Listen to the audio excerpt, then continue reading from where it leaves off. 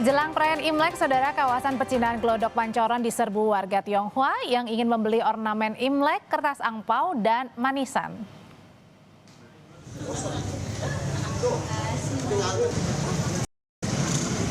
Sejak pagi, warga sudah mulai mendatangi kawasan Glodok untuk menghindari kepadatan yang biasanya terjadi di siang hari. Jelang Imlek, warga berburu ornamen Imlek seperti lampion berbagai ukuran dan desain. Ya, selain membeli ornamen pernak-pernik Imlek, tak lupa juga warga membeli manisan permen dan juga kertas angpau. Di tahun kuda api, warga berharap rezeki atau cuan semakin melimpah.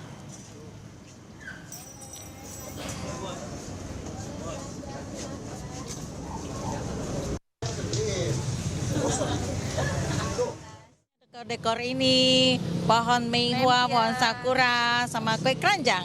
Oke, nah kalau misalkan untuk Imlek tahun ini harapannya kayak gimana?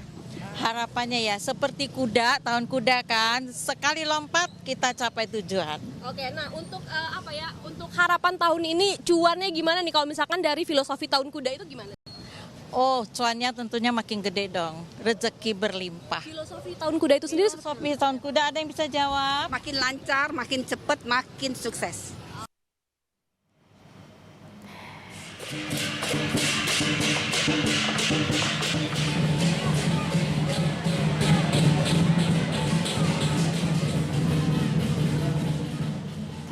Di Kota Madiun, kirap barongsai digelar menyambut perayaan Imlek. Kirap dimulai dari Jalan Pahlawan Kota Madiun, menampilkan 27 peserta barongsai lengkap dengan 5 ekor naga.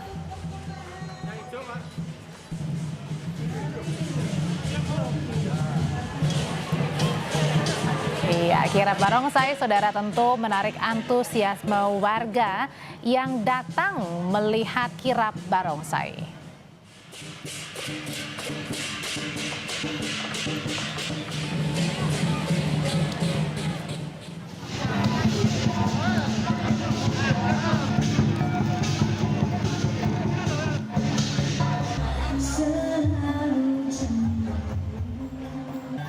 Tahun baru Imlek juga identik dengan makan bersama.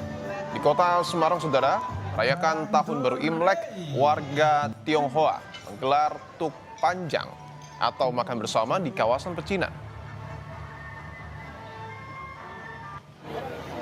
Beragam hidangan muslim khas Xinjiang, Tiongkok disajikan dalam perayaan kali ini.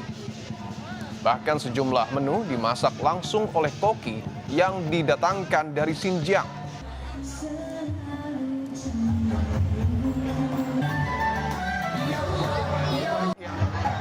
Dengan Ramadan dan masa Prapaskah, menurut Wali Kota Semarang dinilai menjadi bukti kuatnya toleransi antar umat beragama di Kota Semarang. Kayaknya bagus dan sangat bagus. Ya. Keren.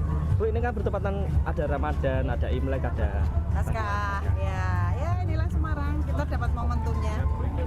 Dan saya merasa ini akan semakin asik karena ada 3 agama yang akan menjalani sebuah persiapan hari-hari besar bersama-sama. Ya sebenarnya ini kan kalau di tradisi Tionghoa yang penting itu malam sebelum besok Imlek akan malam bersama, semua keluarga diundang sehingga di dalam rumah itu harus ngatur meja yang panjang yang namanya tok panjang. Jadi kayak makan malam, reuni makan malam itulah.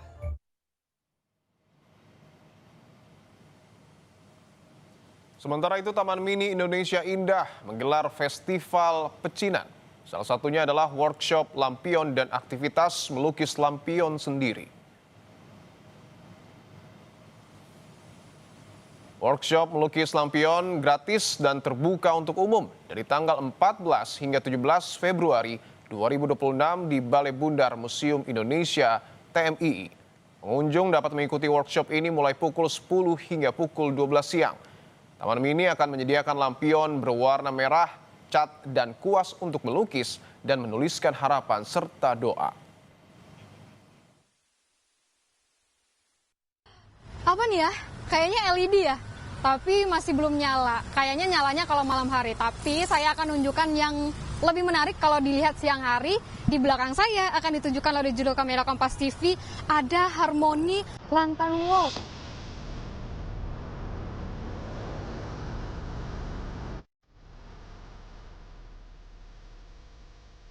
Kawasan Bundaran Hotel Indonesia, Jakarta Pusat mulai bersolek menjelang pelaksanaan Festival Imlek yang akan digelar pada 13 hingga 17 Februari 2026. Nuansa merah khas perayaan Tahun Baru Imlek mendominasi ruang publik di salah satu ikon ibu kota tersebut. Salah satunya instalasi bertajuk Harmony Lantern Walk. Sebanyak 900 lampion dipasang membentuk lorong cahaya yang siap menjadi daya tarik masyarakat.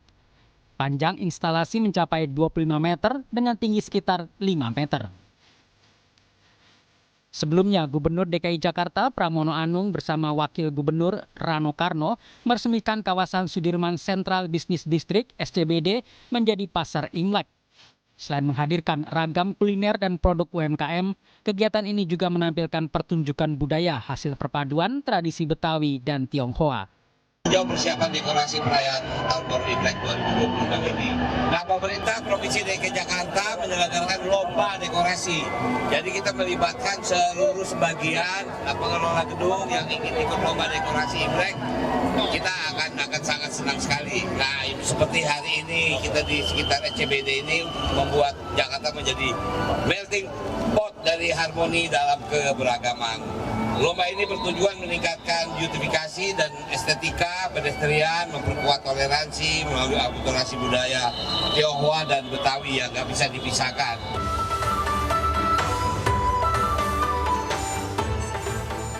Pasar Imlek SCBD juga akan diramaikan parade ondel-ondel sebagai simbol kolaborasi budaya. Penampilan band Betawi dan cosplay bertema Tionghoa turut melengkapi rangkaian acara. Tim Liputan Kompas TV.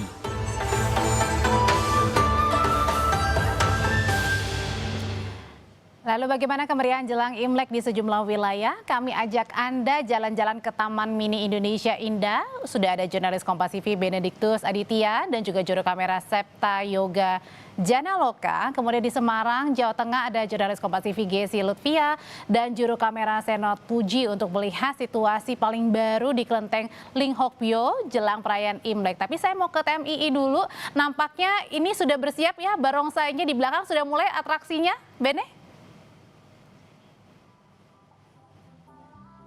Ya, selamat sore Audrey. Memang tadi atraksi sendiri mulai pada pukul 16.00 waktu Indonesia Barat. Meskipun tadi sebelumnya sempat diguyur hujan begitu ya Audrey. Namun antusiasme masyarakat di Taman Mini Indonesia Indah ini cukup lumayan besar begitu ya.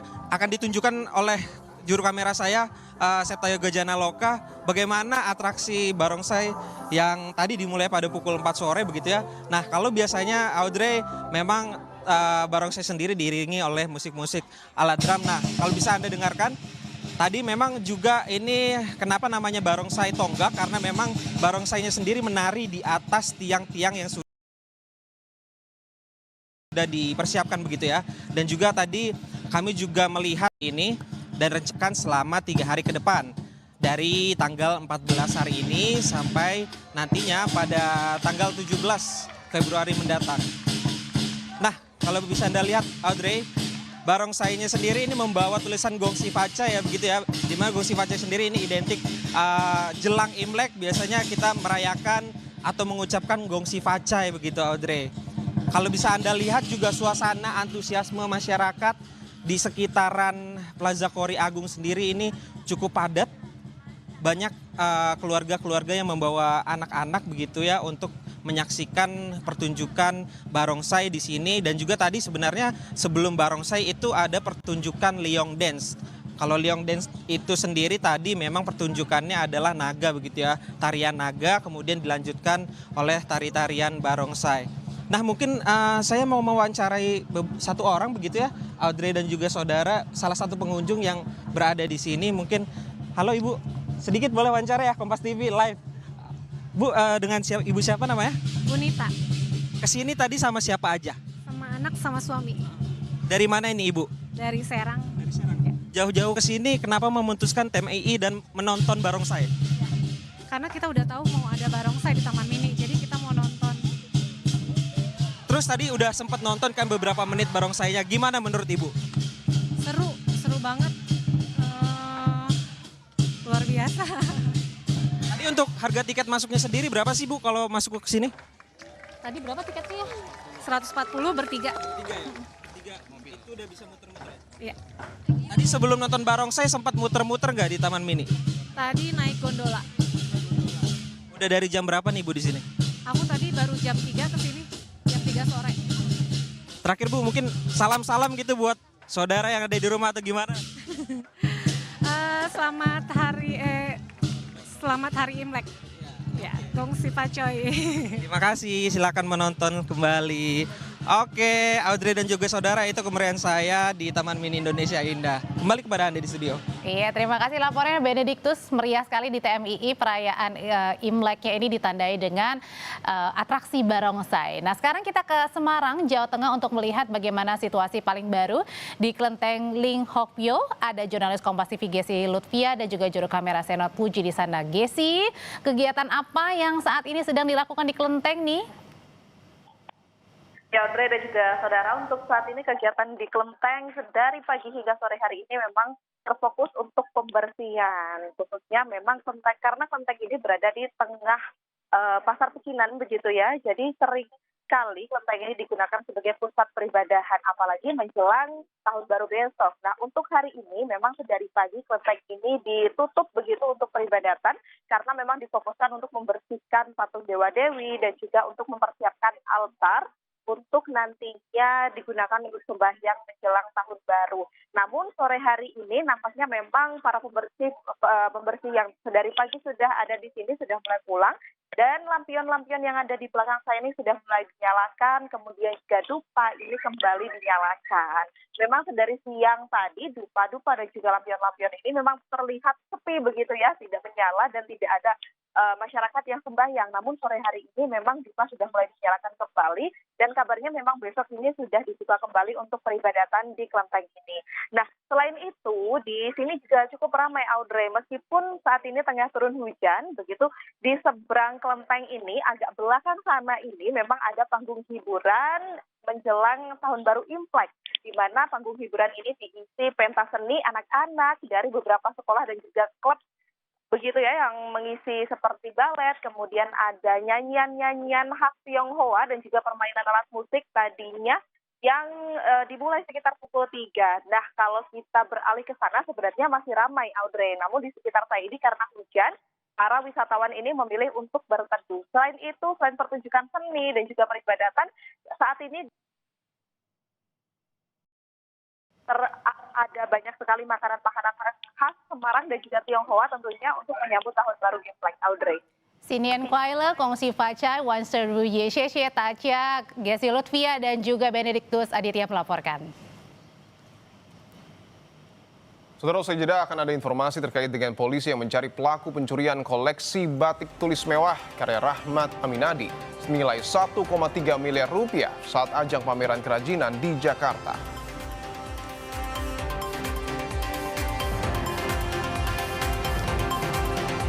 Usai membawa 14 ahli yang meringankan, kini kubu Roy Suryo mendesak penyidik Polda Metro Jaya mengeluarkan surat perintah penghentian penyidikan atau SP3 atas kasus dugaan fitnah ijazah Jokowi.